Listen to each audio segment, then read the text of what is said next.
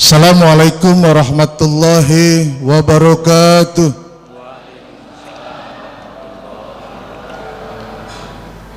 Manusia yang bersyukur tadi dikatakan oleh Ustadz akan dibahagiakan oleh Allah, tetapi sebaliknya yang tidak bersyukur azab Allah sewaktu hari nanti tidak enak. Azab Allah yang tidak enak itu bukan lapar Pak, bukan tidak punya uang, bukan sakit. Azab Allah yang tidak enak itu kalau sudah khatam, matanya melihat tapi buta, telinganya mendengar tapi tuli, tak bergetar rasanya di saat dia dikumandangkan ayat-ayat Allah, tak bergetar rasanya tubuhnya di saat Allah memanggilnya untuk melaksanakan yang diperintah oleh Allah. Hatinya mati, akhirnya tak berjalan fikirnya untuk kebaikan, tertutup pintu hidayahnya untuk menjadi hamba-hamba Allah yang beriman kepada Allah. Mau Pak? Bu, mau Bu? Wih, nggak ada yang jawab. Bu, ini Pak, nggak bisa dengar Pak. Mau diazab oleh Allah? Nah gitu Pak. Kalau tidak mau, ayo selalu berterima kasih kepada Allah. Bagaimana berterima kasih kepada Allah? Laksanakan perintah Allah. Salawat teriring salam kehariban junjungan agung Nabi besar Muhammad sallallahu alaihi wasallam yang kita nanti-nantikan syafaatnya fid din wal akhirah. Bapak-bapak, ibu-ibu, bapak-bapak yang tampan dan solehah, ibu-ibu yang cantik dan solehah. Bapak solehah apa soleh Pak? Soleh. Boleh saya tanya? Saya mau bertanya boleh? Nanti dijawab Pak ya Bu ya. Serempak jawabnya yang keras, oke? Jawabannya cuma mau atau ti. Pertanyaan saya, bapak-bapak, ibu-ibu mau meninggal enggak? Hah? Mau meninggal enggak? Benar. Subhanallah, sama. Saya juga mau. Lu ada yang ketawa saya tanya mau meninggal apa tidak? Mau? Saya juga mau. Cuma permasalahannya sekarang ini kita nggak tahu kapan dan di mana kita akan meninggal. Kita tidak tahu kapan dan di mana petugas Allah datang.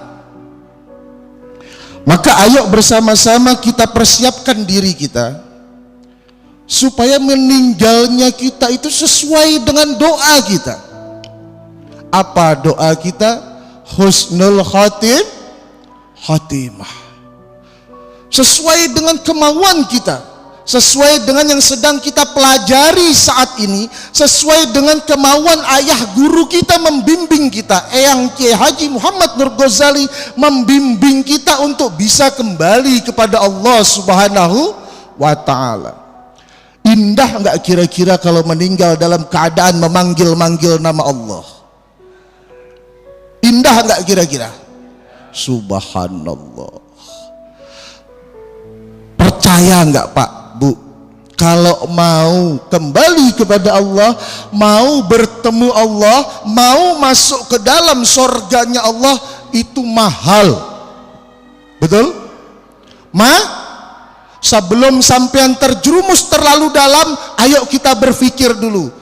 Mahal, butuh biaya, Bu, butuh mau ke surga, mau ketemu Allah, butuh betul?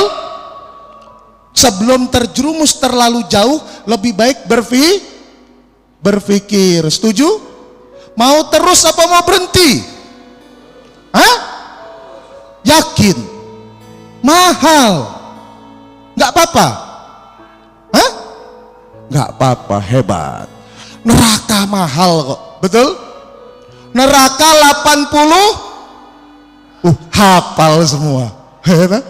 Neraka itu mahal. Neraka butuh uang, neraka butuh pengorbanan, neraka butuh kebohongan, neraka butuh kemunafikan.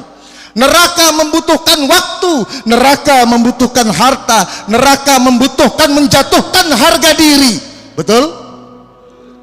Begitu juga ingin kembali kepada Allah Subhanahu wa ta'ala, kita butuh biaya, kita butuh waktu, kita butuh pengorbanan dan perjuangan, yang mana suatu hari nanti pengorbanan dan perjuangan ini akan dibeli oleh Allah Subhanahu wa ta'ala, supaya kita bisa menghadap kepadanya dan masuk ke dalam tempat yang Nggak mungkin kita ketemu owner suatu perusahaan di Bantar Gebang, nggak mungkin mau ketemu owner perusahaan yang besar di tempat sampah, pasti di tempat yang bagus dan baik.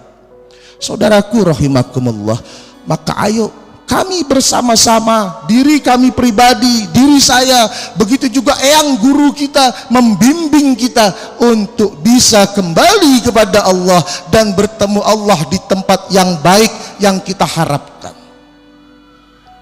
Maka tadi Ustadz sudah menjelaskan di depan, paksa tubuh ini untuk hablum minallah, paksa tubuh ini untuk dekat kepada Allah. Kenapa begitu? Karena kalau nggak dipaksa tak akan biasa. Kalau tidak dipaksa tidak biasa. Kalau tidak dipaksa tak akan bisa. Contoh, kalau kerja itu 8, 9, 10 bahkan sampai 12 jam kita sanggup dan mampu. Ya Pak, sanggup dan mampu. Tapi di saat kita diajak wirid, di saat membaca Al-Quran, di saat diajak sholat malam, yang sholatnya itu mungkin memakan waktu sampai 1 jam, wiridnya sampai 1-2 jam, pantat kayak ada pakunya, betul. Mata kayaknya berat. Nggih boten nggih? Nggih, niku kula kulino ngono niku kok. Gitu. Saya tuh terbiasa begitu itu. Kalau sudah diajak wirid gelisah saya, goyang-goyang saya. Banyak alasan, kadang ke kamar mandi saya alasan. Banyak alasan. Tapi kalau yang sudah berbau harta dunia, 11 jam kita kuat bekerja, 12 jam kita kuat keluar keringat. Itu contoh mahalnya ketemu Allah. Itu contoh ternyata dalam 24 jam hanya sekian waktu yang kita gunakan untuk kebaikan diri kita pribadi dan keluarga kita.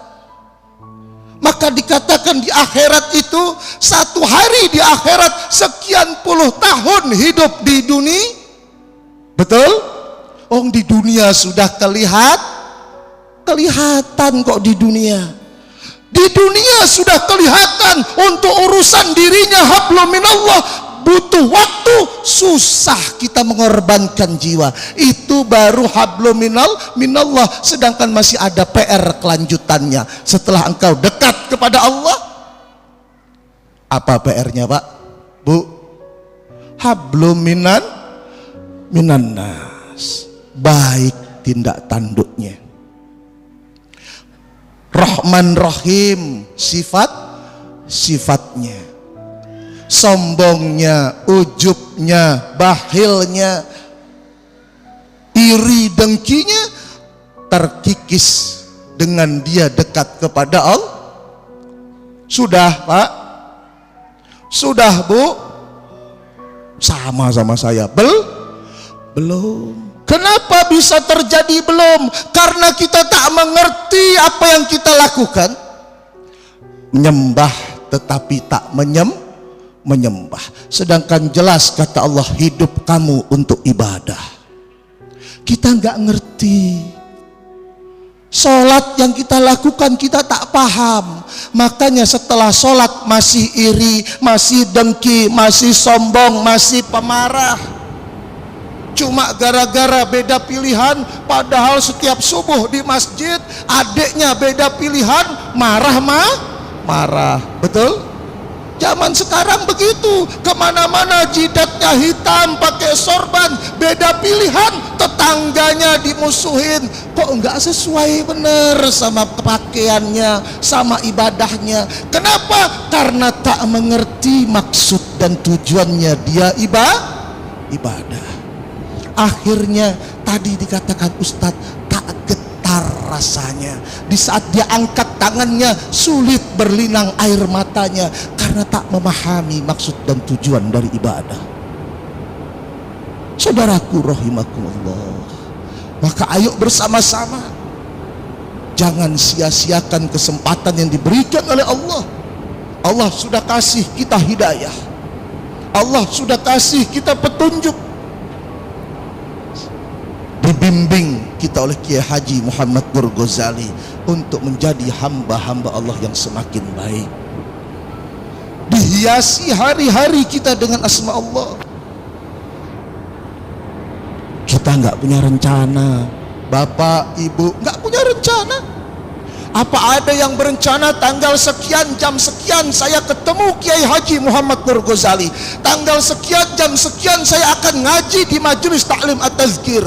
Ada yang punya rencana? Tanggal sekian bulan sekian saya akan belajar bertauhid kepada Allah? Nggak ada yang punya rencana. Allah kasih hidayah. Dari mana Allah kasih? Kedua orang tua kita menangis memohon kepada Allah agar anak-anaknya dijadikan anak yang soleh dan solehah. Sebagaimana saat ini kita berdoa memohon kepada Allah agar orang tua kita diterima di sisi Allah. Sebagaimana saat ini pun kita memohon kepada Allah agar anak-anak kita dijadikan anak yang soleh dan solehah. Ayo kita belajar kembali. Jangan malu, jangan mentang-mentang belajar bertauhid tidak mau membuka syariatul Islam. Jangan malu, pelajari maksud dan tujuan dari sholat. Jangan malu, pelajari maksud dan tujuan apa yang dari kita lantunkan, kita ucapkan. Astagfirullahaladzim, astagfirullahaladzim, tapi nggak tahu artinya. Getar nggak rasanya? Nggak ada. Astagfirullahaladzim, ya Allah, dosa-dosaku ya Allah, dosa-dosa zinahku ya Allah. Kalau zinah itu 40 tahun sekali ngecup 40 tahun, saya nggak habis pikir yang sudah zinah 40 kali Pak. Berarti 1200 tahun dia punya dosa, sedangkan umur cuma 60 tahun. Belum lagi yang lain-lain. Kita ini ngitung untung pintar, tapi ngitung rugi kita jarang. Karena apa? Karena merasa akan diampuni oleh Allah Subhanahu wa ta'ala. Nanti dulu, tidak semudah itu. Ampunan Allah tidak semudah itu, tidak semurah itu. Yakin Allah akan ampuni dosa apabila kita benar-benar niat melaksanakan, tidak mengulanginya, dan niat benar-benar memperbaiki diri untuk dekat kepada Allah Subhanahu wa ta'ala. Maka Bapak dan Ibu sekalian, kami mengajak, ayo bersama-sama, jangan pelit, jangan pelit sama waktu. Kita ini kadang pelit sama waktu.